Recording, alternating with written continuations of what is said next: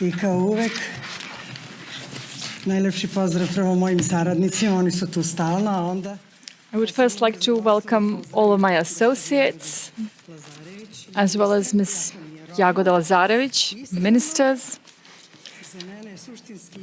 But for me, it's correct to welcome my associates first, and Jagoda understands how important it is for us to grapple with all the problems that may arise, and I'm so happy to have her with us today as well.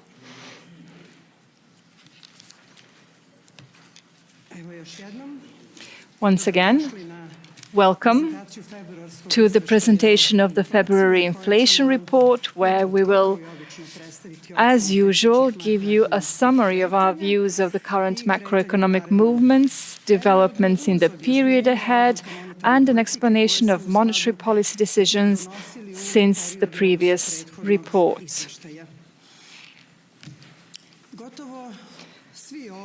Almost everyone present here follows economic developments not only in our country but also globally. And we are all well aware of how challenging the conditions are in which the National Bank of Serbia conducts monetary policy. Although the situation regarding the oil industry of Serbia is much more favorable than when we last met in November, uncertainty remains.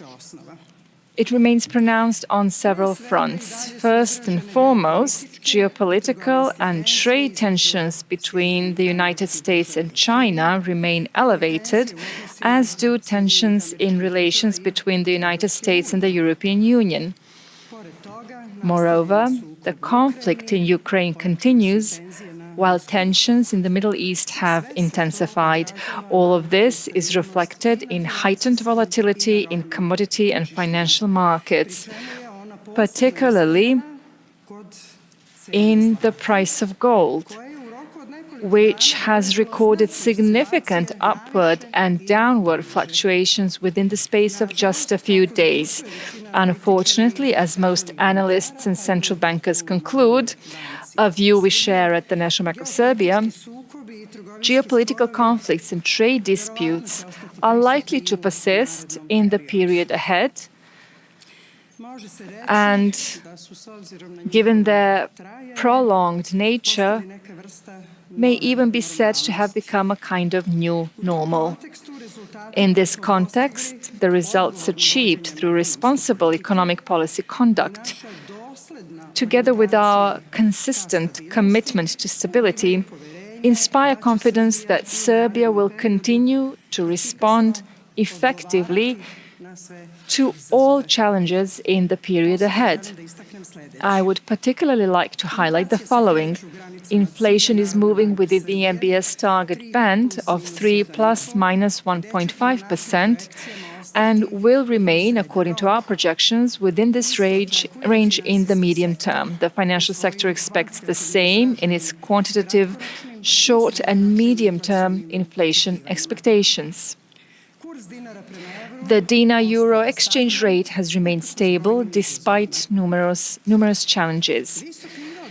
The high level of FX reserves exceeds all adequacy criteria, while the further increase in the share of gold has proved a sound strategy and a safe haven in uncertain times. Although within just a few days in late January and early February, the price of gold first soared and then plummeted, the upward trend has been maintained, and most analysts expect it to continue. Borrowing conditions have become more favorable, with the MBS supporting the financing of consumption and investment. These conditions are particularly favorable for lower-income citizens, helping improve their living standards.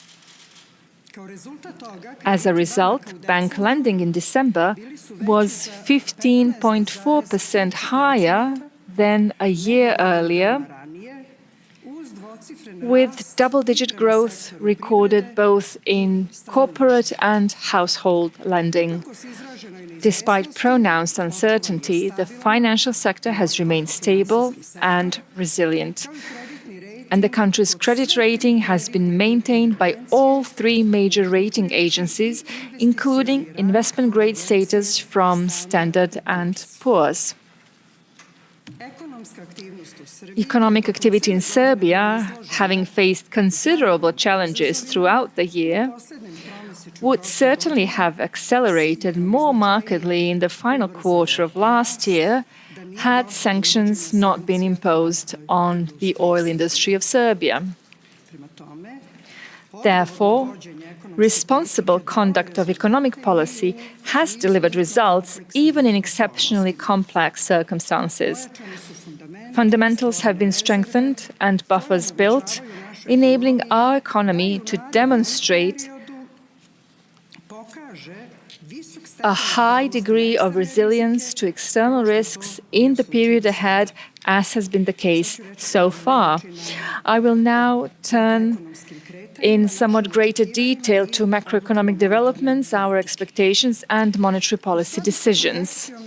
In line with our projection from the November inflation report, year-on-year inflation during the final quarter of 2025 moved slightly below the 3% midpoint, declining to 2.7% in December. As the final information on this will be recorded tomorrow, and we've learned about it yesterday, the President has already come out in public with it, but I will say officially that it's 2.4% for January. This trend was driven primarily by food prices, which recorded negative year-on-year growth rates, largely as a result of the government decree on special conditions for trade in certain types of goods. Core inflation, which excludes the prices of food, energy, alcohol, and cigarettes, and is therefore far less affected by the decree, stood at around 4% year-on-year in the final quarter of last year, which is around 1.6 percentage points lower than at the beginning of that year. The slowdown in core inflation was supported by more moderate growth in the prices of goods and services, confirming that inflation would have slowed towards the end of last year, even without the introduction of the decree. But certainly not to this extent, which is the result of the adoption of the decree.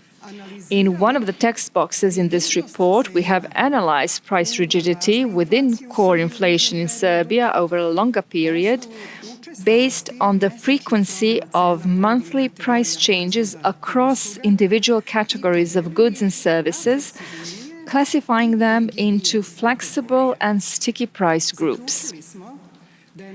We have concluded that following the outbreak of the pandemic, the frequency of price changes within core inflation increased. In 2022, this process was driven primarily by the more flexible price categories, particularly those of industrial goods, whereas sticky prices, mainly those of services, have, over the past 2 years, tempered the decline in core inflation.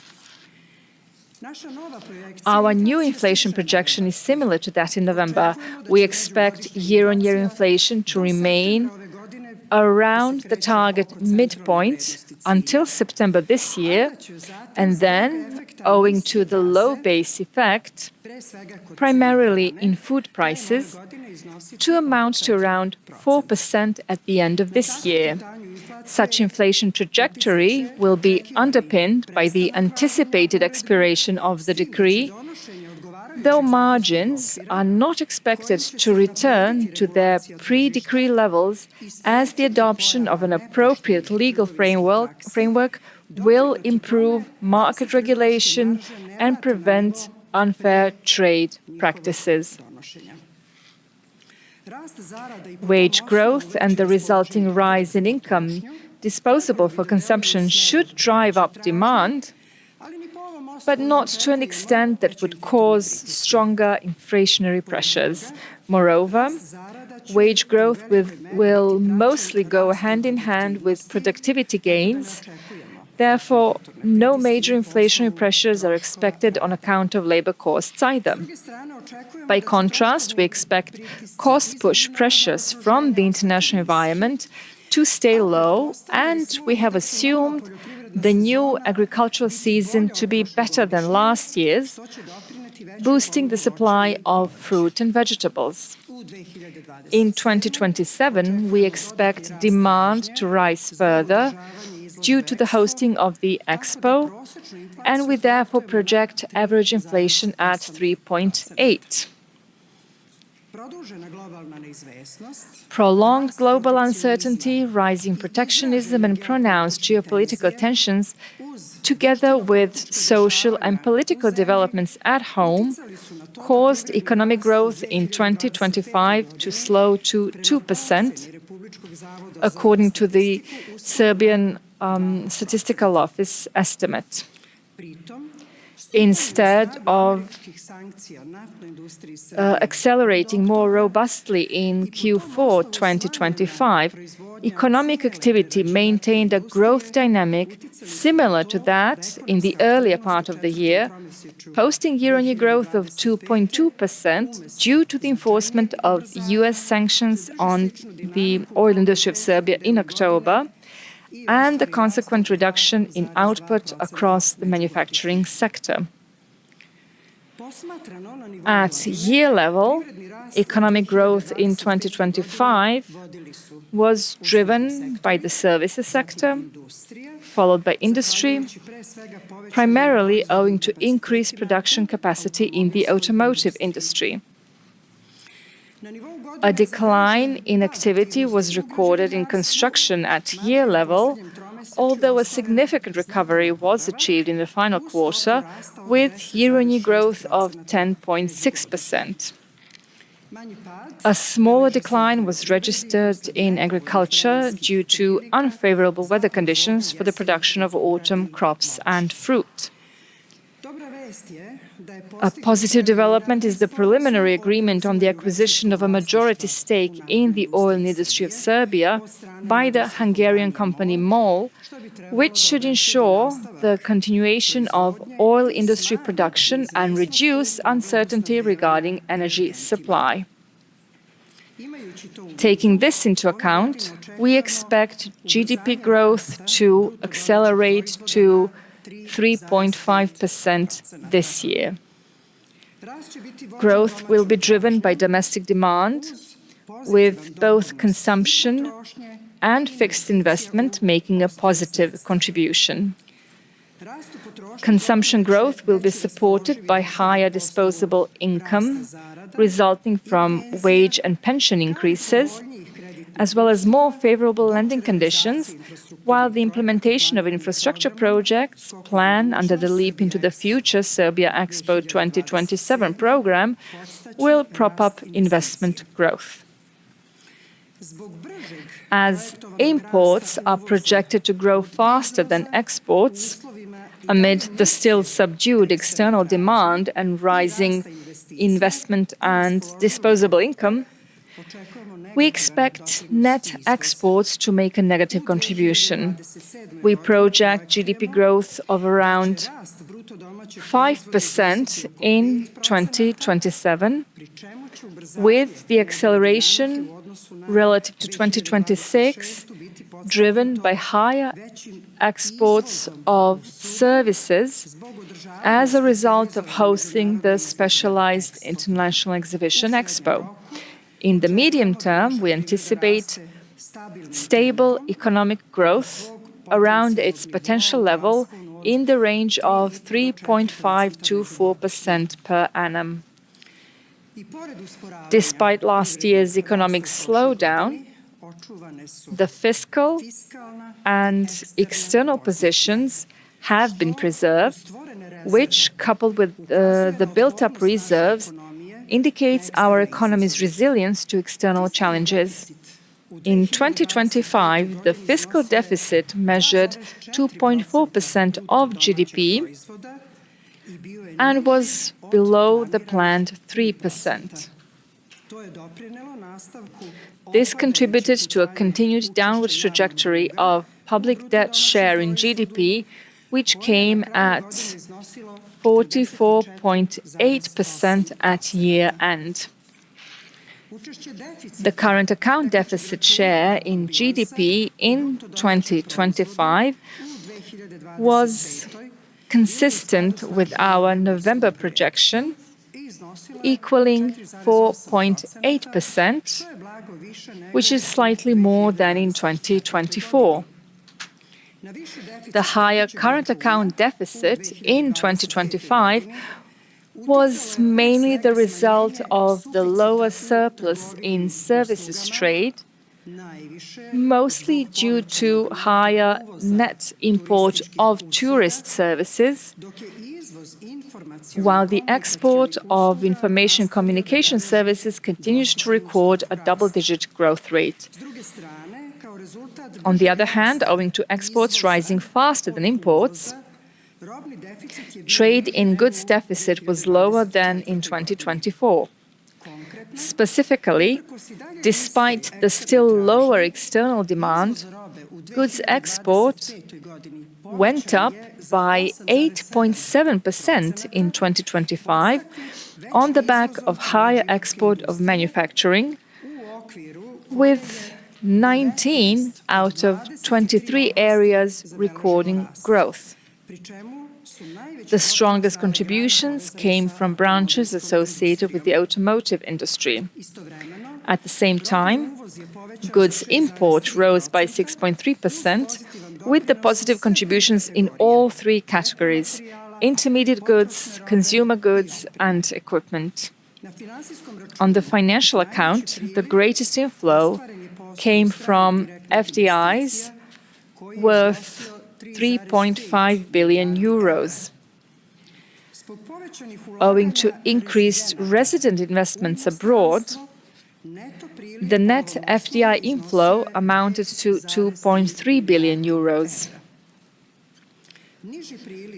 A lower inflow of FDIs last year was also seen in other countries of the region amid increased global uncertainty fueled by the tightening of trade policies and heightened geopolitical tensions, while the lower inflow to Serbia also reflected social and political tensions in the country.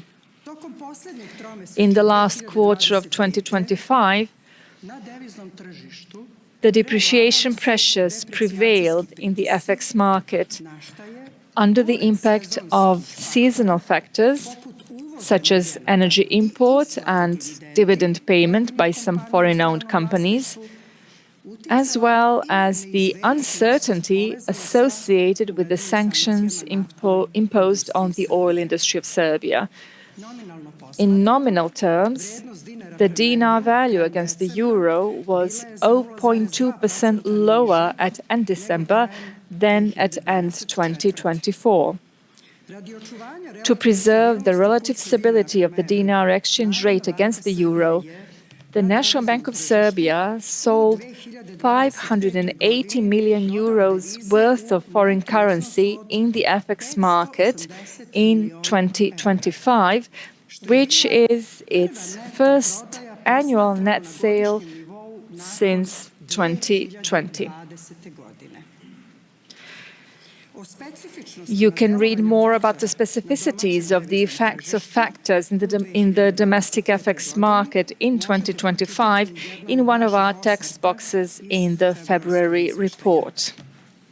The depreciation pressures extended into early 2026, mainly reflecting a seasonal growth in FX demand of energy importers, as well as other companies looking to settle their FX liabilities.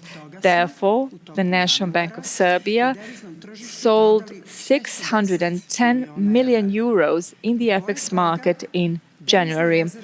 Nevertheless, the country's FX reserves are at a record and adequate level, equaling 29.4 billion euros at end January, boosted by the rising price of gold and its higher quantity in FX reserves.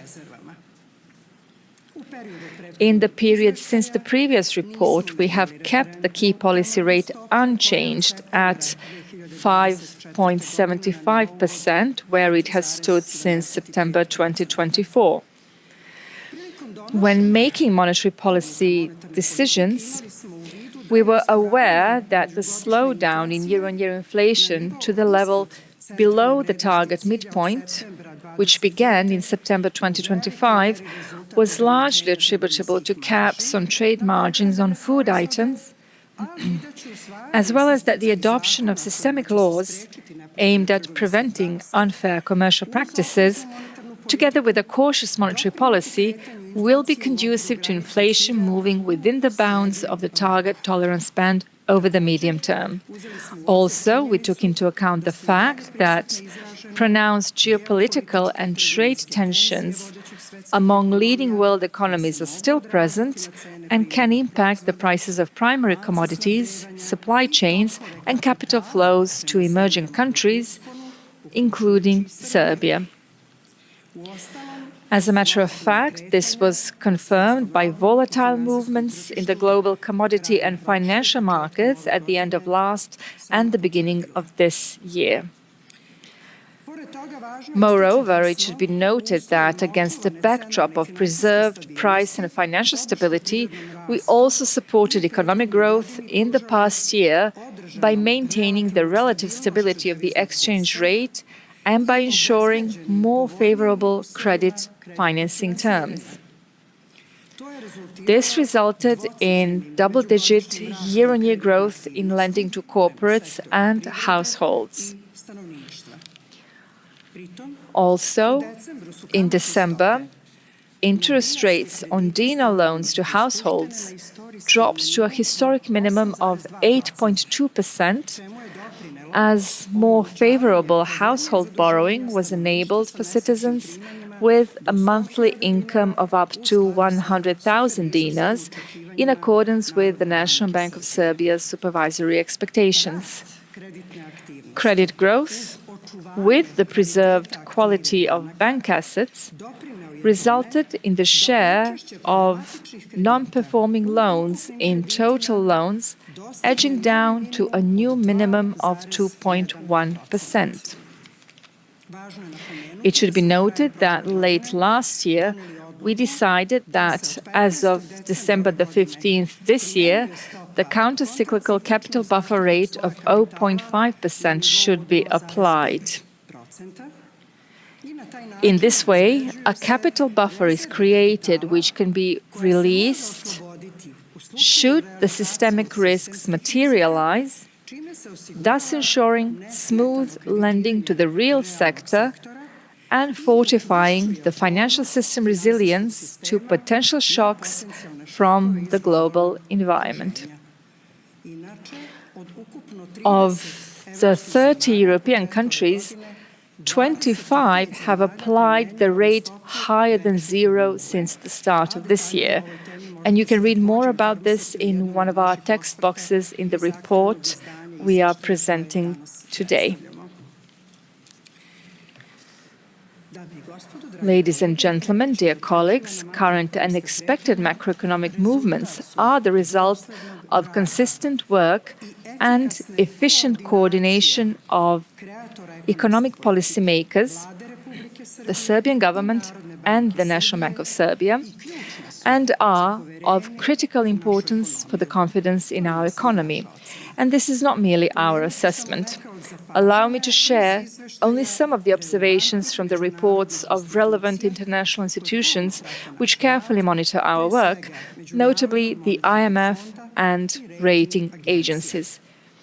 The IMF recently commended the fact that the National Bank of Serbia continues to pursue a cautious monetary policy, noting that it thus preserved its credibility. Rating agencies emphasized in particular the high level of FX reserves, the preserved relative stability of the dinar to euro exchange rate, responsible monetary policy conduct, and a stable and resilient financial sector as some of the most important factors behind the favorable assessments of our rating. Moreover, Moneyval's latest report underlines the high level of alignment between Serbia's legislative and institutional frameworks and international standards, as well as the effectiveness of the system for the prevention of money laundering, terrorism financing, and the financing of the proliferation of weapons of mass destruction in practice, noting that the National Bank of Serbia in particular has shown advanced comprehension of these risks, especially within the banking sector. All of these elements together form a firm basis of Serbia's economic stability in conditions of pronounced uncertainty. Going forward, and in cooperation with the government, we will continue to approach all tasks in a responsible manner, maintaining the path of stable and sustainable development and ensuring growth in our economy's competitiveness, as well as a further improvement of our citizens' living standards. In the remainder of the conference, our colleagues from the Economic Research and Statistics Department will present our projections in more detail, and afterwards we will be here for any questions you may have. Thank you for your attention. Savo, you have the floor.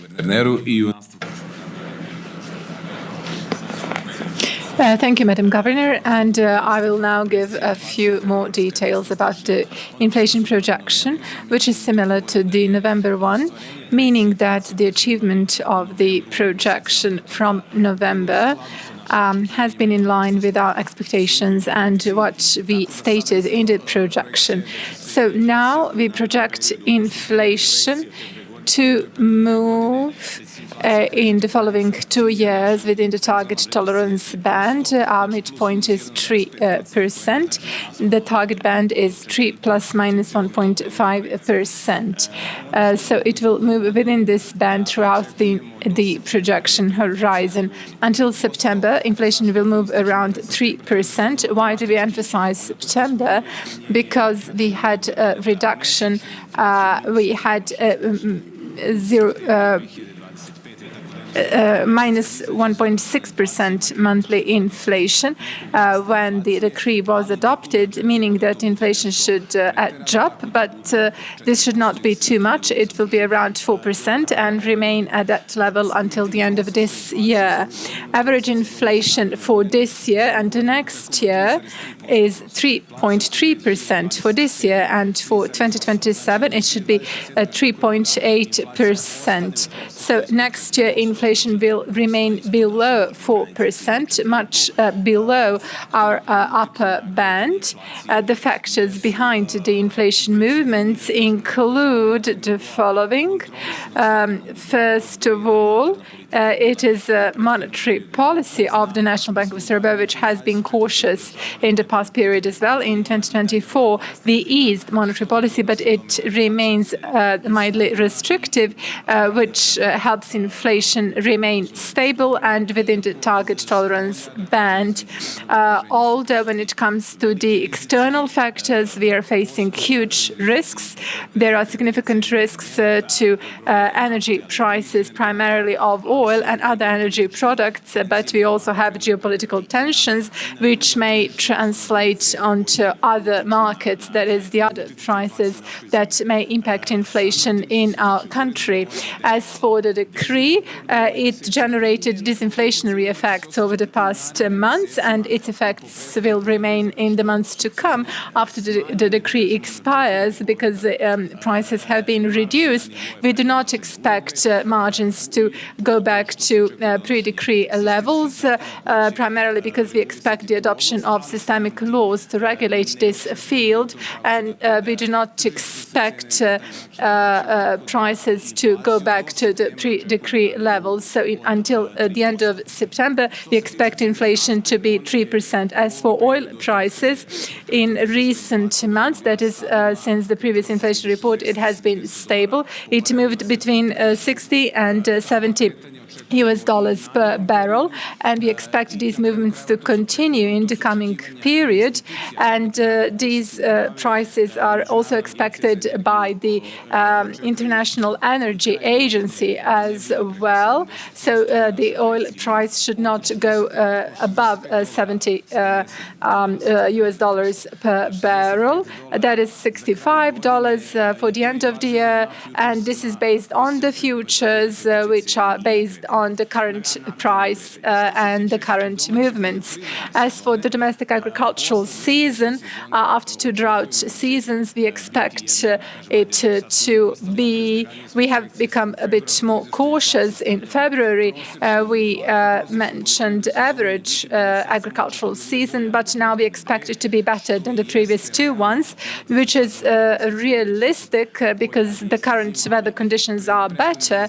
The previous 2 winters had very few rainfalls, but now we have a lot of rainfall. But so we can now have realistic expectations for a better agricultural season, which should reflect on the prices of fruit and vegetables not rising too much, because last year they rose a lot. In July and August, those prices grew very much, both of fresh fruit and vegetables. In August, for instance, vegetable prices year on year were higher by 13.6%, and fruit prices were high by 30.8% in August last year on year, owing to the decree and other developments as well. And last year these prices declined. So in December, the year-on-year growth in vegetable prices was 13.2%, and fruit prices 11.7%, which is much less than 30.8% during the summer. And as for the international market, we do not expect any major pressures. For example, agricultural products have calmed down. We are witnessing stable movements, so we do not expect any pressures on this account. As for imported inflation, it has stabilized in the euro area below 2%. We expect inflation to average around 1.8% this year and 1.9% next year. So in this regard, we do not expect any major pressures. As for upward pressures on inflation, first of all, we emphasize domestic demand, but wage growth is in line with productivity growth. So these 2 variables are adjusted, they're balanced. So we expect no major pressures from domestic demand. As for external demand, we see it as no major inflationary factor. And as for 2027, when we will have the hosting of Expo, it will last from May to August. So we expect a huge inflow of foreign tourists, and we expect an upsurge in demand, meaning that inflation may go up, but it will not exceed 4%. So next year we expect 3.8%. To sum up, as for the contributions of all these components to inflation, as for food prices, we expect these prices, now their contribution is around 0. This contribution should go up slightly, between 0.5 to 0.7 percentage points. As for fruit and vegetable prices, we expect stable movements. This should be supported by the new agricultural season as well. So the range of contributions of these fruit and vegetable prices should be between 0.2 and 0.5 percentage points. As for non-food goods and services prices, so this contribution, they're calculated in core inflation. Their contribution is stable. It equals between 1.7 and 1.8 percentage points, and their contribution should be around 1 percentage point.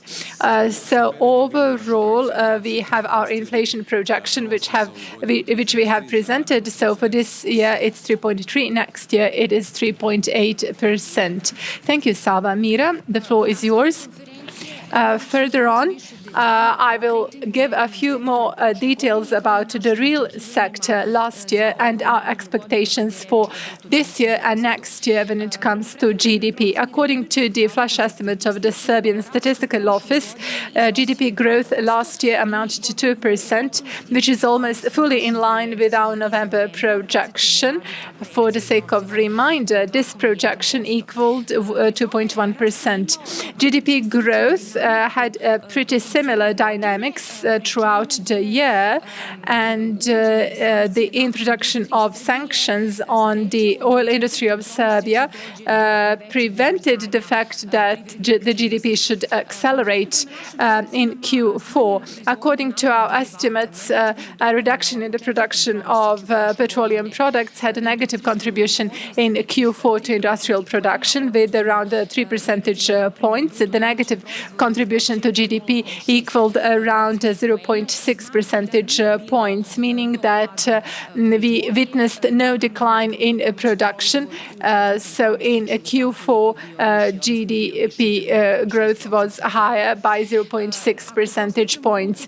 As for the impact at the year level, the decline in production was around 11% of petroleum products. The contribution to GDP at the year level was around 0.1 percentage points. The contribution was negative.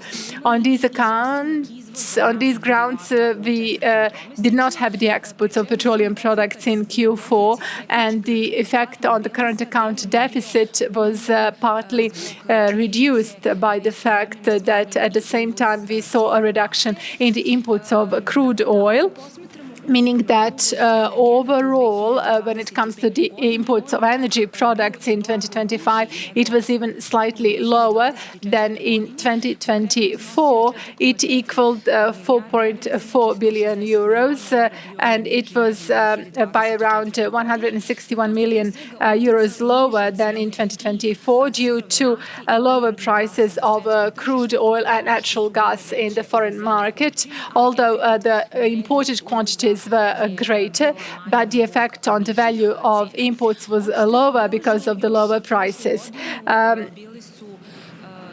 Last year, we also saw a rise in production of motor vehicles and exports, and a serial production of tires, car tires.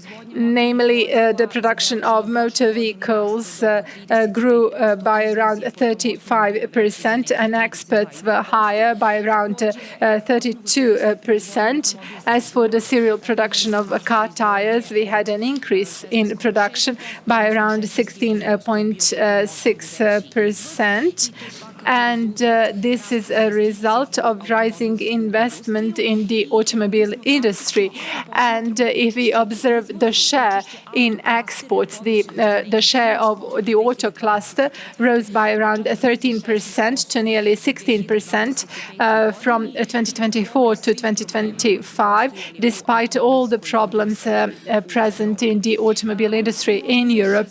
It is also important to emphasize that the recovery of construction started in Q4 last year. The value of construction works performed grew by 10.6%, meaning that this year we can also expect further recovery of construction. As for the expectations for this year, our projection, as you could already hear from the governor, equals 3.5%. We expect further acceleration to 5% next year. This is unchanged from our expectations in November. And on the expenditure side, the greatest contribution this year is expected from personal consumption because it has the largest share in the GDP structure, around 2.7 percentage points, as a result of rising disposable income for consumption based on wage growth, the rise in pensions, and more favorable borrowing conditions loans and the further expected growth in loans for consumption. The positive contribution of 0.5 percentage points is expected from government consumption, 0.2 percentage point from fixed investment, given all the planned infrastructure projects under the Leap into the Future Serbia Expo 2027 program. On the other hand, due to the fact that the growth will be led by consumption and investment, we expect imports of goods and services to rise further in real terms than exports, and the contribution of net exports will be negative. Next year, we expect a positive contribution of net exports. As already stated, Expo will be held, so we expect many foreign tourists to arrive in the country, so we expect a huge export of tourist services. Next year, a positive contribution should come from all these components of domestic demand. As for GDP growth on the production side, this year we expect the contribution of industry of around 0.4 percentage points. Half of this contribution should come from manufacturing, where we will have further positive effects in terms of the production of electric vehicles. Since last year, we have positive developments in this regard. We also expect a positive contribution from the energy sector because we have a low base from the last year because of the reduced hydro potential. As for the contribution of mining, we expect a mild positive contribution due to the increased exploitation, primarily of copper. We expect construction to contribute around 0.2 percentage points, given the implementation of infrastructure projects, and the strongest contribution should come by the services sectors, in line with the fact that the growth on the expenditure side will be led by personal consumption. The disposable income will go up. Next year, we expect a further positive contribution of the services sector owing to the Expo. And it is also important to emphasize what are the assumptions behind this projection. So first of all, we will have no suspensions in the operations of NIS, and the geopolitical and trade tensions are expected not to further escalate, so there will be no negative effects on investment confidence on this ground. Thank you, Governor. Good afternoon, everyone. In the next few minutes, we will present an analysis in which we sought to determine how inflation developments since the outbreak of the COVID pandemic have affected the purchasing power of different population groups. Inflation as a phenomenon does not affect every individual equally due to differences in the structure of each person's consumption basket. As a result, exposure to inflationary pressures is highly uneven. In this analysis, we use data from the Household Budget Survey to divide households into 5 equally sized groups based on their level of consumption, the so-called quintiles, where the first quintile includes households with the lowest consumption and the 5th quintile those with the highest consumption. For each of these groups, we constructed a separate measure of inflation reflecting that group's average consumption structure, which differs from the overall inflation measure because it is based on the average consumption structure of the population as a whole. Chart 1 shows how these inflation measures evolved from mid-2021 to the end of 2025. For the first and the 5th quintile, and it indicates that during the period of the strongest inflationary pressures, the impact of the inflation shock was greater for lower consumption groups, as food prices, which account for the largest share in the consumption structure, rose particularly sharply during this period. And this difference was 2.6 percentage points. One of the explanations of this difference pertains particularly to food prices because they account for much larger share in lower consumption groups. And this can be seen in chart 2, where the difference in inflation is decomposed by consumption categories, and the largest contribution comes precisely from food and non-alcoholic beverage prices. In the second chart, you can also see that between September and December 2025, inflation measured in this manner is much lower, which can be explained based on lower prices due to the decree that was applied in that period. So in this period, the lower consumption households' inflation rose lower than in higher consumption households. The second channel was the income channel, where we used these inflation measures and we deflated nominal wages by income groups, also divided into 5 quintiles, where the first quintile included 20% of lowest income households, and the fifth was 20% of the highest income households. And here we can see that in 2020 and 2021, real income growth across groups was relatively balanced, but in 2022 and 2023, where we had strong inflationary pressures, real income among lower income groups was more adversely affected than in other groups.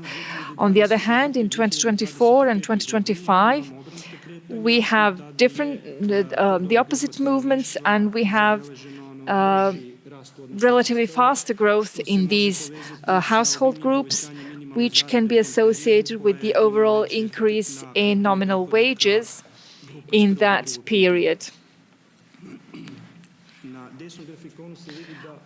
On the right side, you can see that cumulatively over the period from 2020 until 2025, real income growth was recorded for all household groups, and the increase exceeding 35% was highest among households in the first 2 quintiles, while for the highest income groups it amounted to slightly below 30%.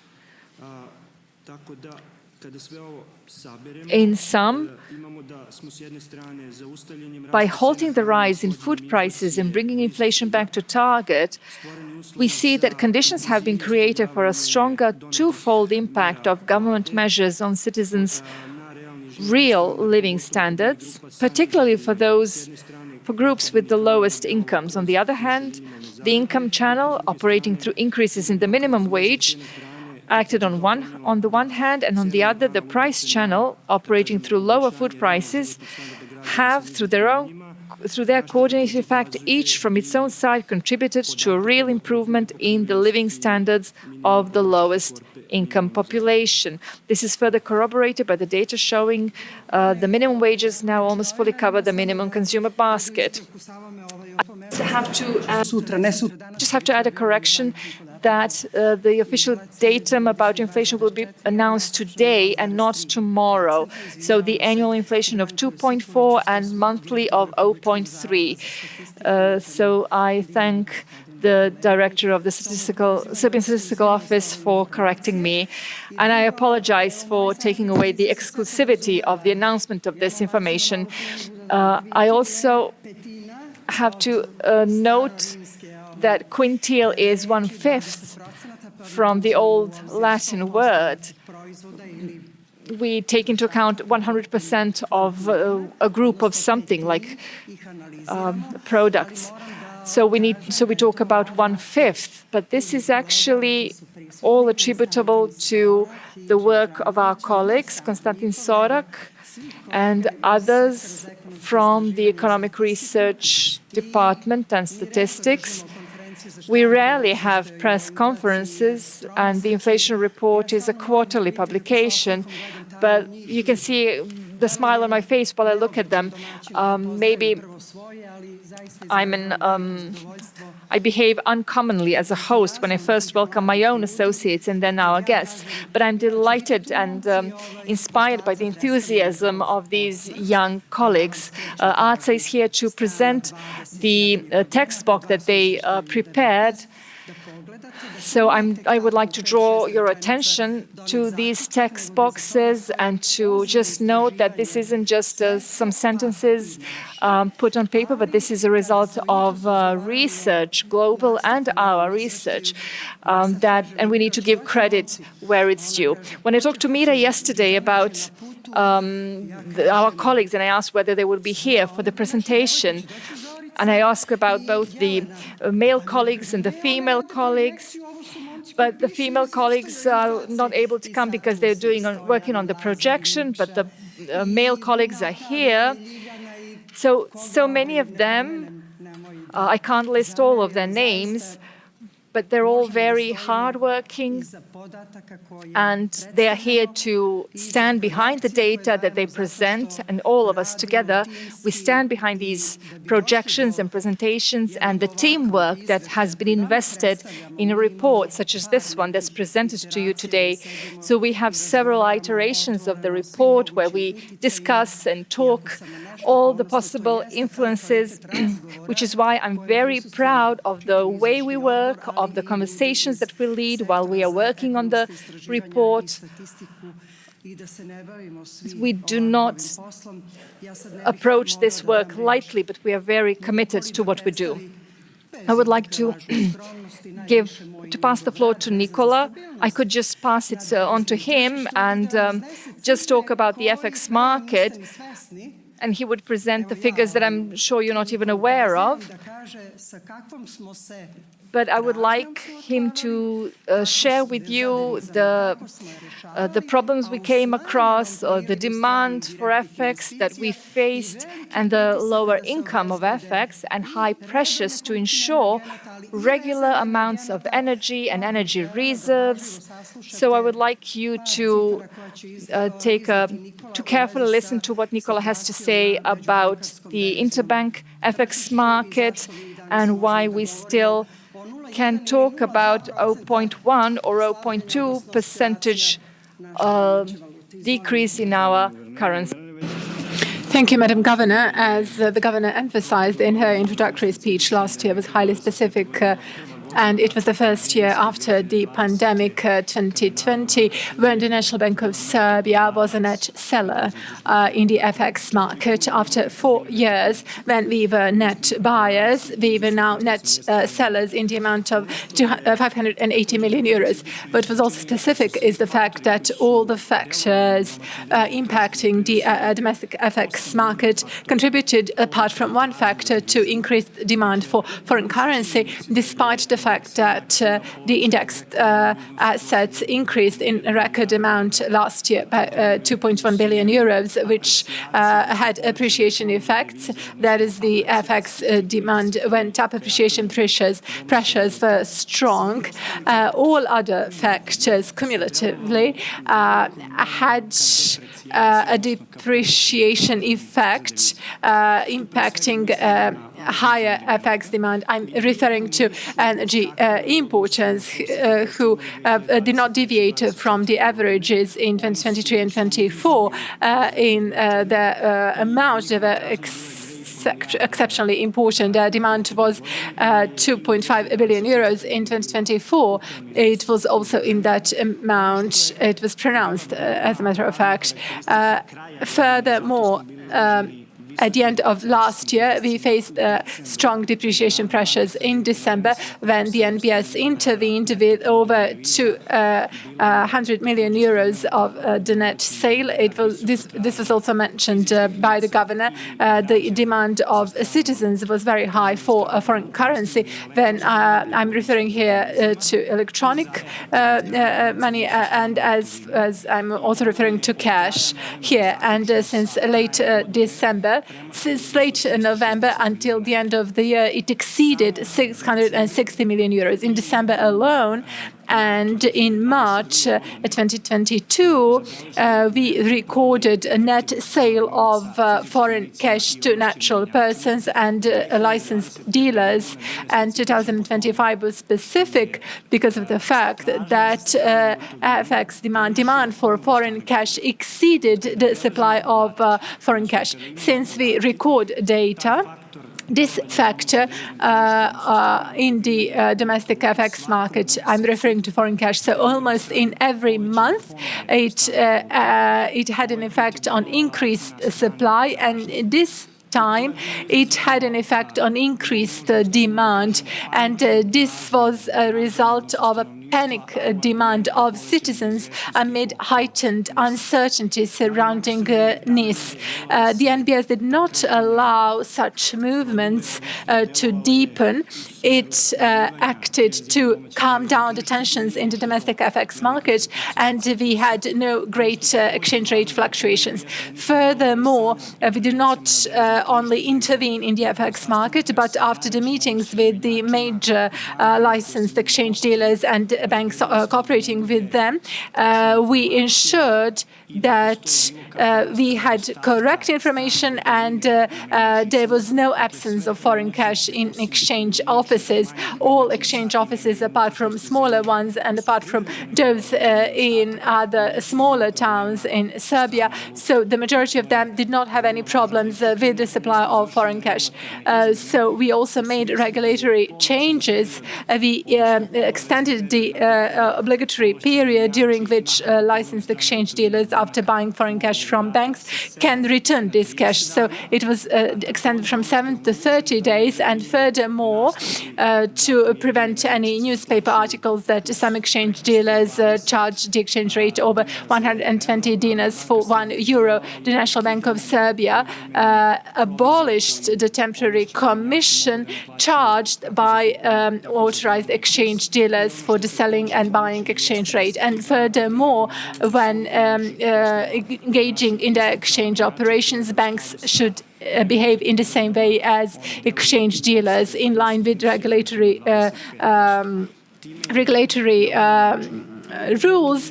They were also restricted in this way. So the panic was calmed down. Furthermore, we also had other factors impacting depreciation pressures, particularly by the end of the year. Non-residents in December recorded demand of around 300 million euros, and this was fueled by the purchase of FX by foreign companies in order to pay out profit to their owners. And for the year as a whole, non-resident demand was at the highest possible level since 2017, and it equaled around 1.3 billion euros. All the factors together led to the fact that the National Bank of Serbia in 2025 was, for the first time since the pandemic 2020, sold 580 million euros, and depreciation pressures continued in January this year as well. We also have to emphasize that the factors impacting stronger appreciation pressures were completely different compared to the end of the year. The panic by purchases of foreign currency by citizens was almost fully reduced. It almost disappeared. But the corporate sector, with their own demand, I'm referring to domestic companies, both energy importers and many other companies, in order to pay out their FX liabilities, as the government emphasized, they stepped up their FX demand. And the National Bank of Serbia responded to this as well. And this year as well, we have maintained the relative stability of the exchange rate. We may conclude that since October, for the full 4 consecutive months, the National Bank of Serbia was a net seller, and as at this day, it is around 730 million euros. This was possible because since 2017, by intervening in the FX market by buying the euros, we ensured the reserves at a level of 11.3 billion euros. So we have created the buffer so that today we are able to talk about our possibility to be able to respond to all the possible shocks, because we have robust FX reserves which are available for such types of interventions. We also have gold. We are purchasing gold from domestic sources over 0.3 billion euros. 53.3 tons of gold are in our vaults, and to preclude the question, as for the 3 tons in Bern, we are not in a hurry to bring them back to the country because of the logistical costs and so on.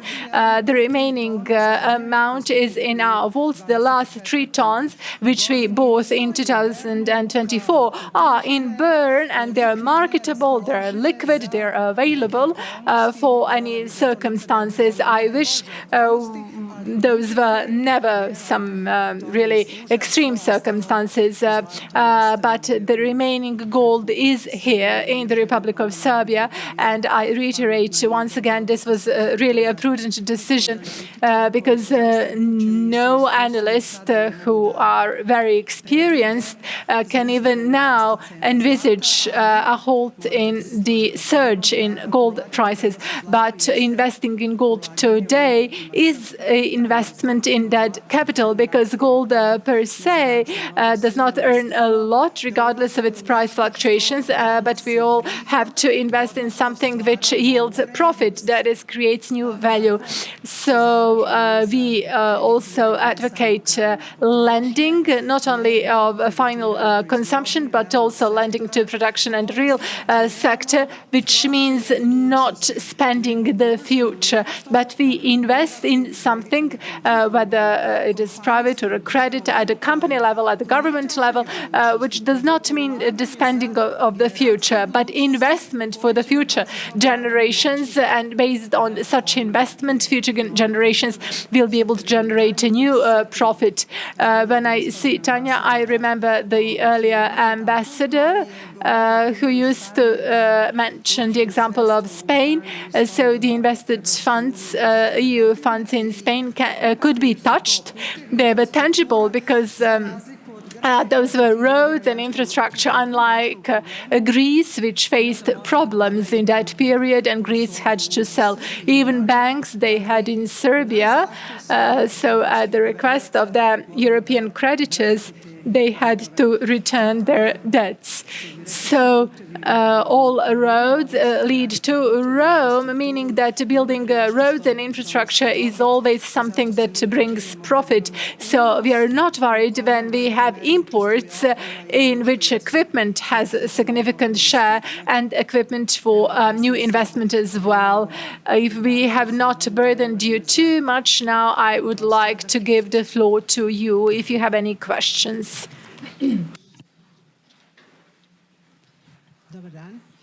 Hello, Dragana Petrovic from Kurir. Madam Governor, a question for you. Last November, you said that Deleuze took out 130 billion euros or millions, I'm not sure, without paying taxes. What has the government, or could the government have done anything regarding this? And how do you comment on Deleuze's case against the government of Serbia because of the decree capping margins? Yes, I said that at a time, Deleuze, which had a very comfortable position in Serbia, pretended to go into bankruptcy, into liquidation, and using loopholes, set up a company, another company on its own address, named it, appointed a liquidation manager, and after 5 months, which is the legal framework, it closed the company and took out the liquidation mass of its company out of the country. And I have data on this. Whether they paid taxes or not, it's not up to the National Bank of Serbia to verify that. We supervise exchange offices and banks, but not retail chains. But we did notify the tax administration about this. As you can see, one decree which was applied not only in Serbia but elsewhere as well. You can't just, as a state, you can't just sit and do nothing while you watch while retailers raise margins on medications and the necessary food items. And then you introduce a decree capping these margins. They use the practice that was introduced in 2000 for arbitration procedure in Paris or somewhere to accuse the country, the government, of some charges. No matter what others say, but I will say this. One day someone could press charges against the government of Serbia if they lose their jackpot in games of chance, because there is a law on games of chance. So that's how seriously I take this charge pressed by Deleuze. It's a company that had all conditions to operate in Serbia and to take out their profits through legal channels. But when you give them that, they think that that's not enough, and they want to resort to actions such as setting up a fake liquidation company and taking out profit in that way. I don't know about whether they have paid taxes or not, but I really think that this practice, that the well from which you drink water, you shouldn't spit into it or throw mud into it. I think that practice isn't good, and I do expect this arbitration procedure to end in favor of Serbia. I hope that arbitration and courts abroad do not work as some of our judiciary here does. And I'm in a rightful position to say that, because the National Bank of Serbia has some disputes, and it doesn't matter that they have been inherited from previous governors, and the National Bank of Serbia is perfectly within its right to act in a way it has. And it did get a judgment in its favor, but it was annulled, and all the cases were sent back into the procedure. So I'm really speak from my own experience, and I'm not afraid to draw anger of some persons, because I'm not here because for being a coward, but for being brave enough to do my work as I should, in line with the law. I'm sure that what the decree has resulted in, and we have mentioned inflation going down from 2.7 to 2.4. We can see that these retail chains are not merely surviving, but are operating at a nice profit, because retailers charged the highest margins, even though everyone at the time was crying out against the banking sector. My job is not to defend the banking sector at all costs, but to keep it healthy. When Nicola talked about the lack of cash, he omitted saying that when the fake shortage of foreign cash was created, a few banks acted very responsibly, and in addition to the National Bank of Serbia, which supplies cash to banks, they also imported foreign cash to help maintain stability in the financial market in Serbia.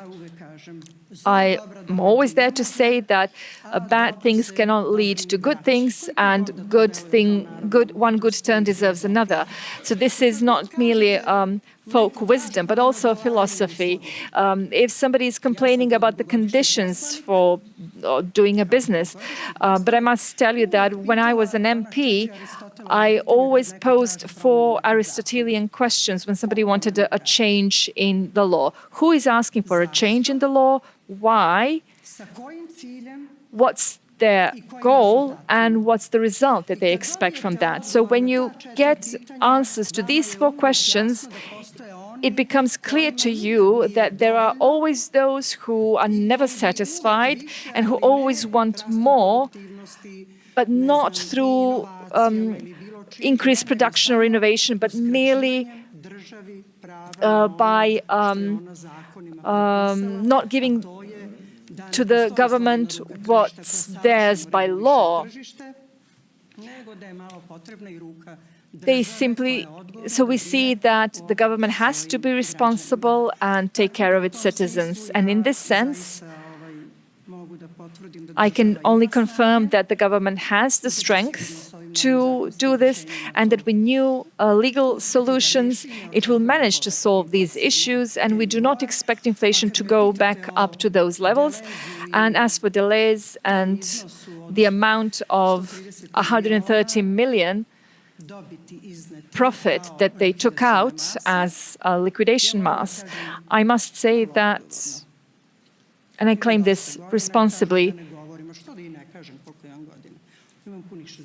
I'm 65 years old and with more than 40 years of working experience. I was in the parliament since the first multi-party system was introduced in the 90s. I was there as the chairman of several, but I never used information if they weren't published in the official gazette or international contracts, the official Herald, or a publicly published data on the website of the Securities Commission. I never made use of insiders' information or something like that in my work. So where has this honorable behavior of people disappeared when people compete with each other for better solutions in the interest of government? And a few days ago, we celebrated the Statehood Day of our country. But this is a question for those people who behave in that way. How do they fight for a better society and a better state? By honorable or dishonorable means? I don't prefer my country because it's the biggest one. I only prefer it because it's mine. I love it because it's my country. In this sense, I actually wanted to draw your attention to the fact that we should all process data very carefully, especially the data we are in charge of, and we shouldn't take pity on those who abuse, and I say that openly, who abuse the law and data. So those who serve the occupying forces and they expect to be appreciated here, they're wrong. Because if you work against your own country, even a new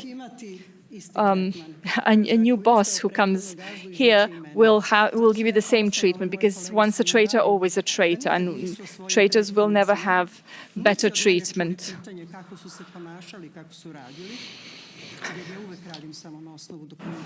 So I always work based on the documentation which I have, and my associates were highly exceptional people, and they worked in a way which was really credible. So a humane approach above everything, and knowledge, and as Desanka Maximovic used to say, may God give us knowledge and love towards our homeland. So I always look forward to seeing you, and I always give extended answers to your questions. Good afternoon. I have two questions. I'm from Insider TV. Can you give me a brief explanation? I will do my best. So on the 1st of March, the decree will expire. Does the NBS expect prices to go up? And the second question concerns the credit rating. You say that it is stable. So what is needed for other two agencies to grant us an investment grade? Thank you. First of all, we do not expect any significant increase in prices because the story about retailers to suffer losses is a psychological pressure because they can talk about being about recording losses, but we have official data, we have official reports and so on. So we also have the Business Registers Agency. So we do have concrete data, and we also expect a long-term report, which was done last time in 2019 about the margins in that field. So we do not expect growth in this field. There may be some individual exceptions when someone may think we have now reduced the prices, so now we will push them up. So how do you explain such growth? Going into the structure of costs of production, so this is done by the Ministry of Trade. If you want to analyze the structure of costs of goods in the shops, so the ministry did that. I was really thrilled about it. They did an in-depth analysis of official and unofficial, permissible and non-permissible practices. And I do not expect anyone to bring themselves in a situation when they increase the prices for certain goods instead of increasing their turnover. So do not expect any major price increases, and we will try to prevent it. Your second question concerns the rating agencies. So before we were granted the rating, so one notch from investment grade, our securities in terms of the risk premium and the situation in the economy, we were valued as a country which already had an investment grade. And the very fact that none of these agencies changed the outlook at the moment when, for instance, Poland was downgraded recently by a whole level. So I have to admit that given the developments in the world and the developments at home, I was worried that something similar may happen to us in terms of reducing the rating outlook. But when the situation stabilized, so we call them social circumstances and so on, that we were supposed 6 months before the positive outlook, we were supposed to be granted the investment grade, but politics affected this decision, because if there are institutions which I consider to be resisting the pressures, political pressures. These are the rating agencies and the IMF.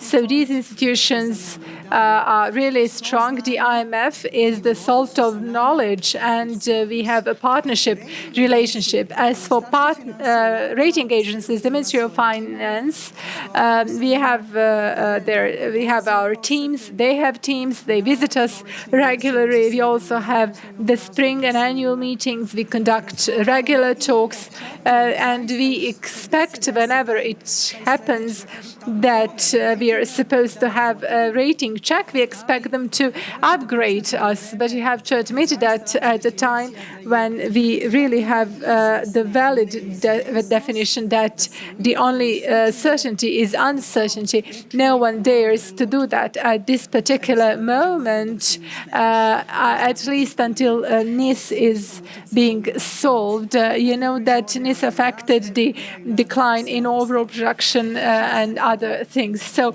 I do hope that the other two rating agencies will do the same as Standard & Poor's did. But you can see what is going on in Romania, for instance. So we are purposefully talking about the coordination between fiscal and monetary policies because we are a part of one state, and this coordinated activity leads to the fact that we have such a risk premium which is not high. but we would have assessed us with a higher grade. But today we have a greater problem compared to Nice. We have a problem concerning the surplus of money. In the US, people asked themselves where to invest their surplus money. In 2017, I used to explain that the high amount of money issue, which was supposed to fuel inflation and production. Do you remember what people were buying? Their own assets, and the bubbles were being blown with their own shares. So they did not work on enhancing competitiveness. They were buying competitive companies. And today we face the situation. When I go to the United States, I can see many buildings to be rented, but it is only written for rent. These buildings are empty. And what is going on today, and we expect to be part of this growth, is the continuation of the policy which is perhaps being regulated by someone, diversification of the market, diversification of sources, capital. This is the only thing that helps. Having a bit of gold, it should be, a part of it should be liquid and available, and a part of it should be in vaults. Having FX reserves, some of it in investment portfolio and some of it liquid and available. The same thing is done by investors. So governments need to have many markets to buy energy products from and to attract investors, but also to have markets to be opened to. And we will insist on that policy, and we hope it will contribute ultimately to this investment grade. So thank you for your question. Nije bilo baš kratko, ali... Kratko je, mislim s moje strane kratko. I also have a short question. Pa ovom legalizacijom biće oslobođeno Tens and hundreds of flats will be released through legislation.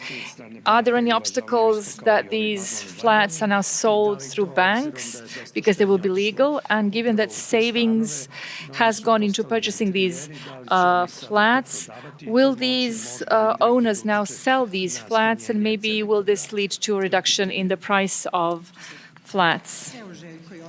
Željko will respond to this. He's in charge of banking supervision. Thank you, Governor. As you know, until recently we had the deadline for applications for legislation, for legalization of households was ended, so that people could have their ownership rights.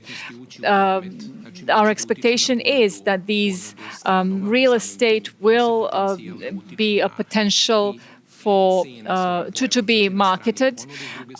Also, they can be used as an instrument of collateral when applying for loans. So we do believe that this process will end in these owners actually acquiring their ownership rights and being able to use their real estate when applying for loans. Because according to National Bank of Serbia's regulations, this is a condition. When you apply for loan, you can use a real estate as collateral. We are still open and ready to discuss this issue with the banks and to define manners in which these collateral instruments could be accepted so that both parties can be protected, both clients and banks.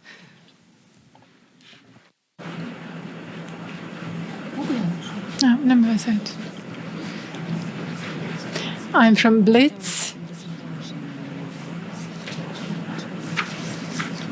Suppliers received contract annexes, and delays is blackmailing them, and there is a vacuum period once the decree expires and once the law on unfair practices is adopted. And suppliers are now afraid that delays and other traders will use this period so as to remove certain products from shops, and they ask for the most favorable conditions in terms of prices. And some suppliers say that this is 80% of their products under these contracts, purportedly. I do understand your interest in this, but I shouldn't talk about it when the Minister of Trade is present here, Ms. Jagoda Lazarevic. But I will repeat once again, all those who came to the Serbian market in any area of business had an open door of the ministries in charge of them. And the door of the National Bank of Serbia was also open for all types of investment incentive funds that they received from their states, from our state as well. So they received the best possible instructions on how to treat the host country in line with the laws, while at the same time having the best possible operating conditions. This will remain our practice, and as the government, we will not allow any individual case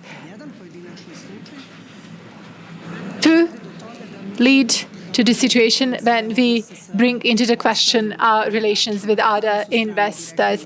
FDIs are equally important for us as domestic ones, but there are no huge differences there. Domestic companies, once they invest from tax havens, most often from the Netherlands and other exotic islands, and in order to have clean accounts for a particular investment and to know how much they invested and how much they received. So I make no huge differences here. Those who have profit work, and those who do not have profit, they close their companies, and those who think they earn profit by blackmailing, I believe those in Serbia should have no place to operate. And as for all other matters, we're open to talk, and we do talk. As Mr. Jovic said just now, once we adopt decisions on whether and how to regulate the documentation on the legalization of the real estate. So once this real estate becomes a means of collateral or a mortgage, so within one day, we will organize an online or live meeting with banks that have such dilemmas and questions, and we will solve all these dilemmas. This is how we do our job. And I do not think that our arguments ever resulted in concrete results, apart from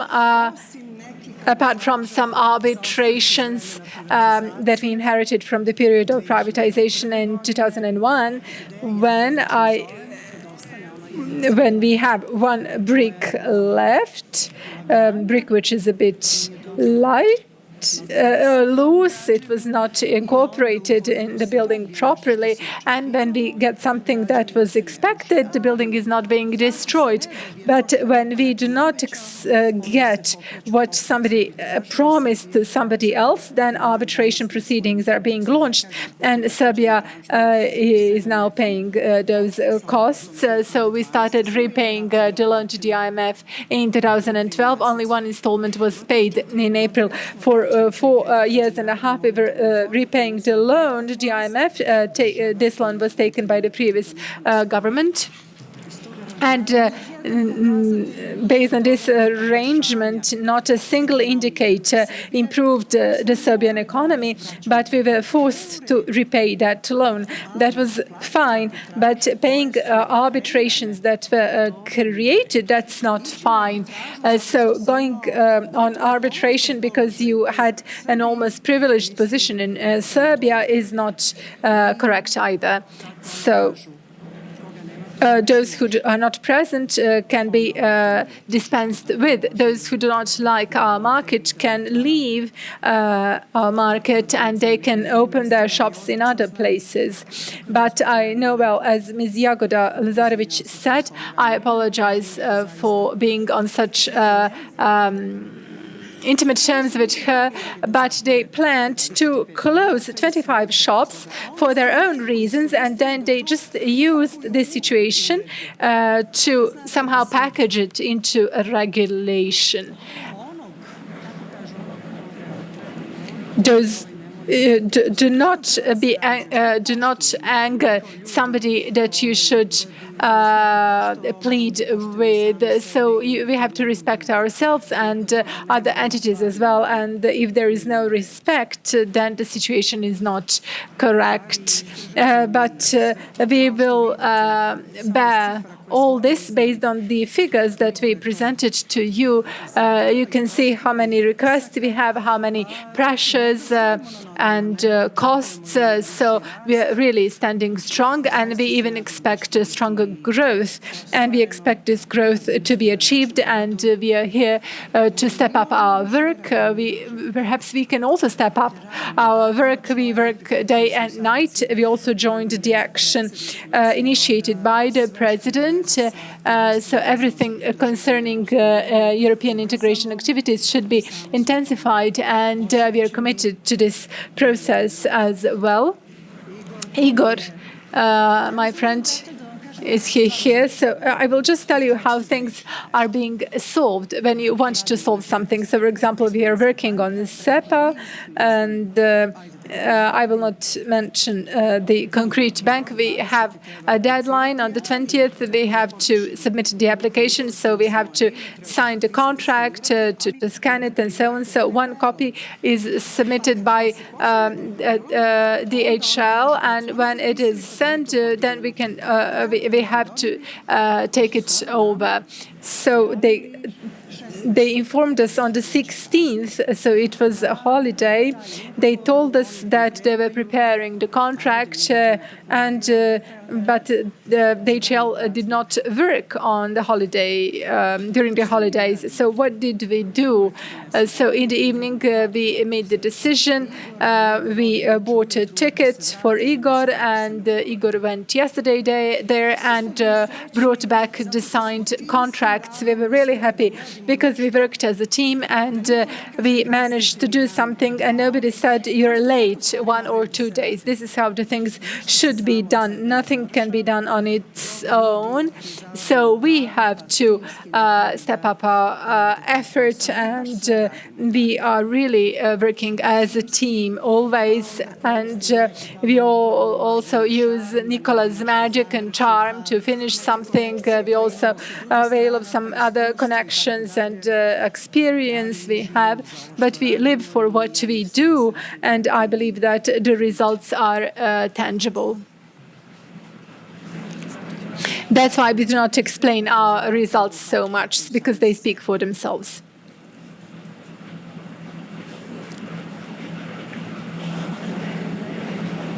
It's very easy for me when I have such a great team. They're really diligent.